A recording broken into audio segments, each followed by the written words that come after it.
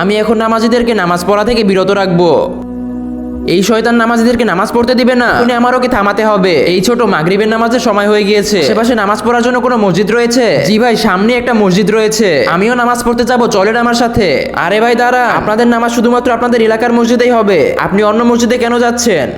আরে দূর ভাই, কি বলতেছেন, এসব কিছু হয় না। আপনি কোন এলাকায় থাকেন? আমি যে এলাকায় থাকি আমি একজন মুসলমান, আর আমি এসবে বিশ্বাস করি না। এইটুকু বাচ্চা আবার আসছে আমাকে বড় বড় জ্ঞান দিতে। তুই তো চুপই থাক, আমি যাবো না তোর সঙ্গে নামাজ পড়তে। এরপরে কি হয়েছিল সেটা দেখার আগে এই দুইটা ছবির মধ্যে যদি তোমার কোনটি ভালো লেগে থাকে তাহলে এখনই ভিডিওতে একটা লাইক করে দাও এবং চ্যানেলটি সাবস্ক্রাইব করে দাও। আর তুমি এক নাকি দুই সেটা অবশ্যই কমেন্টে জানিয়ে দিবে। দাঁড়ান ভাই, আপনারা এগুলো কিসবে বিশ্বাস করছেন? মনে রাখবেন প্রত্যেকটা মসজিদ আল্লাহর ঘর হয়, আপনি যে কোনো মসজিদে নামাজ পড়তে পারবেন। আরে এটা সম্ভব নাকি? আরে ভাই, আল্লাহ কুরআনে বর্ণনা করে দিয়েছেন, ইলাহি জামিউল ওয়ালা তাফাররাকু, মানে হে ঈমানদারগণ, আল্লাহর রশিকে জোর করে ধরো, নিজেদেরকে আলাদা জাতিতে বিভক্ত করো না। আরে এটা কি ছিল? এইটা একটা শয়তান ছিল, আপনাদের মধ্যে বিভেদ তৈরি করে নামাজ পড়া থেকে আটকাচ্ছিল। মাফ করবেন ভাই, আজকের পর থেকে আমি না জেনে কোনো কিছু বিশ্বাস করব না।